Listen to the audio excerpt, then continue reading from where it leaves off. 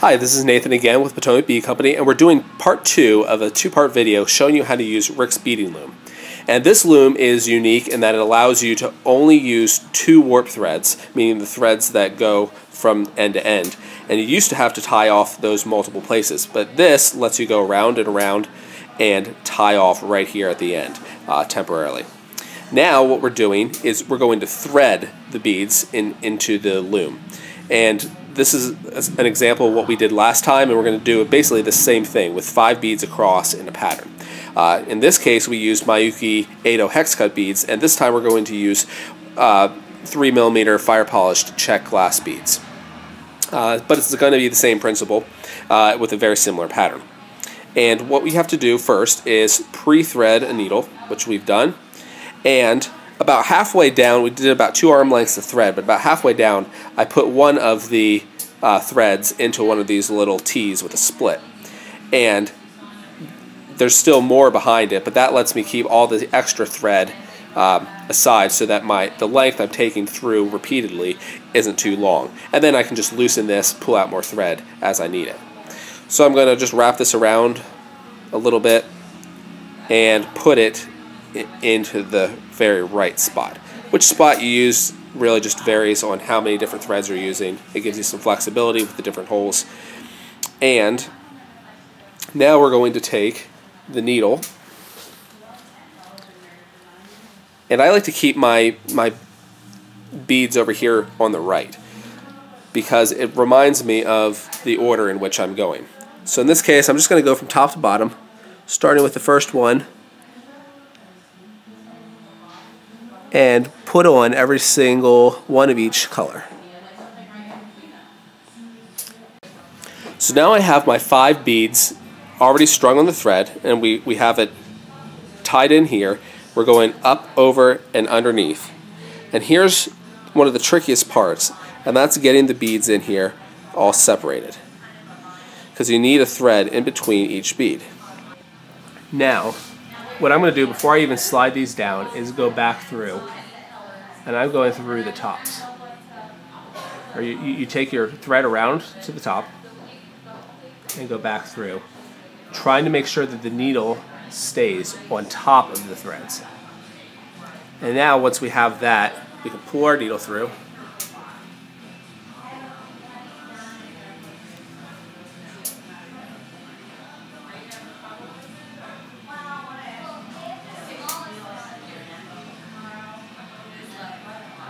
And pull everything to the bottom.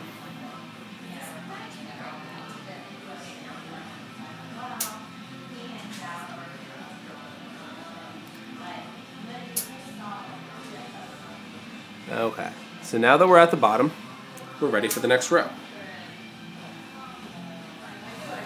We take the needle.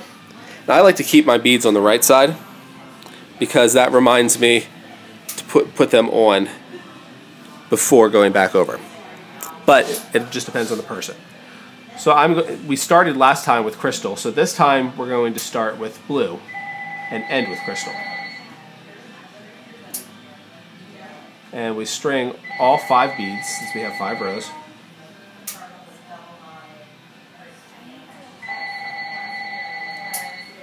And let them, we pull them down.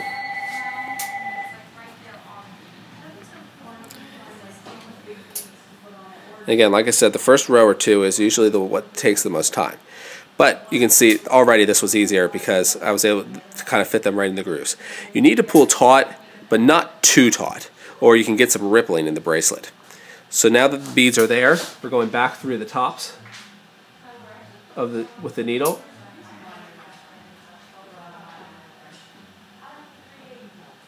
And make sure that your needle is going over top of this thread.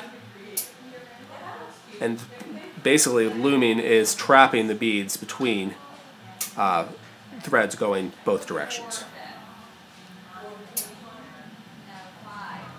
And it's tricky sometimes at the very beginning when you're down close to this end. You gotta be careful you don't catch your thread at the end or pull it out if you do. So again, pulling tight, and that's row 2 done. Now I just continue this pattern, grabbing 5 beads in each row, and pulling them onto the loom. And of course, depending on the pattern that you're doing, there's lots of different things that you could actually do. So it doesn't have to be a striped, it just depends on what your particular pattern is calling for. And I'm using white thread in this case because we have a clear bead and this pink one, and black thread would really show between those. So the white makes it a little bit easier. Even though we're seeing a little bit of it right now, I think over time that'll kind of saturate down into the actual beads themselves. So we go back through the top, pull tight,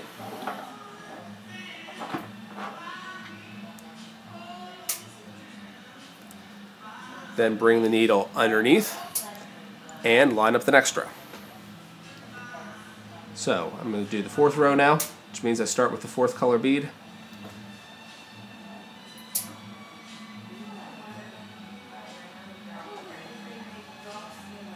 Now, I'm not a super fast stringer, but a lot of people who are can really make loom projects go fast because you're loading all 5 beads onto your needle at once.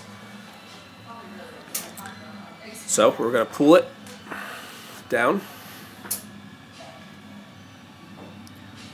trap these 5 beads between the threads, and then take our needle back through the top.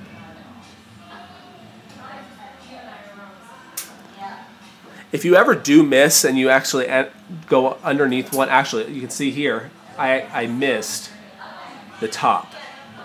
So when I went through my first bead, I actually went underneath. That's bad because it's going to pull tight here then instead. So I actually need to correct this. Often we suggest not going back through beads, but unless I messed up, this should work. Again, making sure you're going over top. Otherwise, I'll have to take the needle off and take them all off. That just kind of shows you what will happen if you miss one at the end. Yeah, I'm going to have to take the needle off. But if you miss one in the middle, it's usually not a real big deal. I'd avoid doing it. But I'm going to take the needle off, string a couple more, and then we'll come back to it. Okay, so now we took a few minutes and just added a couple more rows. So now we've done 10 total rows. So because it's a pattern of 5, it's 2 repetitions through the pattern. And you just continue, and unless you want to change the pattern, you just continue doing what we were doing, which was putting 5 on at a time, pulling them up between the warp threads, and then going through on top. Now, one thing that it is easier to do any kind of loom thing with the bead with the larger hole. This 3mm Czech glass beads have pretty small holes, so there's a couple areas like right here, I think, that I missed going underneath or over top, and right here too. So that thread will kind of pop out a little bit, and that's the problem with not going through, whereas you don't tend to notice it in most other places. And actually, even here, I can see, I think I just missed it. Yep, just missed it on that one. One trick you can often use is to kind of push up on the needle as you're going through. And that'll make sure that you're brushing the top edge of the bead, and then just push with your finger from behind and kind of try to force it through between those beads as much as possible. So I could go back and fix that, or, which I think I'm going to try to do, or keep going. So there we go. And then you can just keep working on this, going row at a time.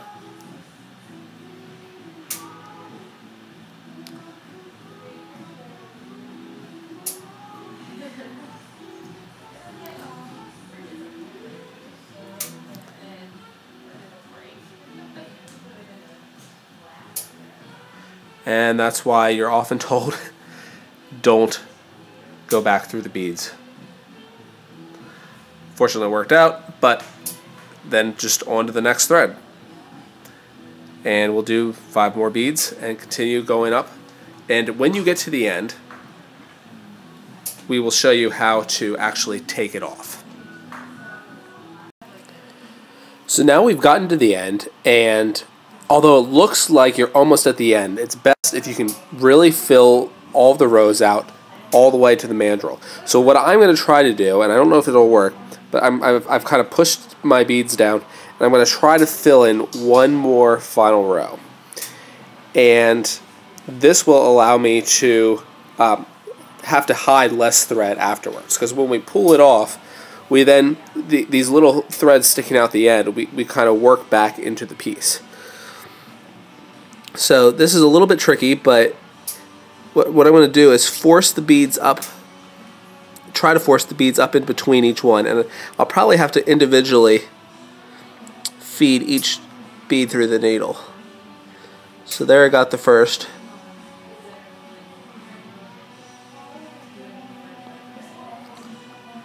I just need, again, make sure I'm staying on top. There's the second.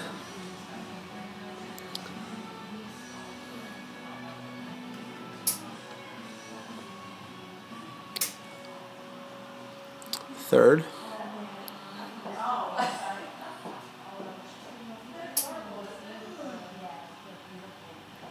The fourth and the fifth. Okay, so I'm just going to pull tight.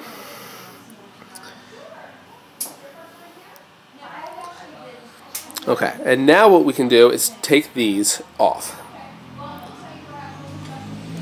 So I just took it off the top, and now I'm pulling it off the bottom.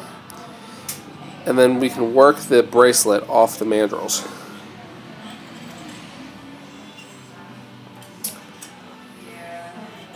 And I'm also going to loosen these pegs down here at the bottom, so I can take the extra thread. Of course, we'll cut off and burn off the thread at the end.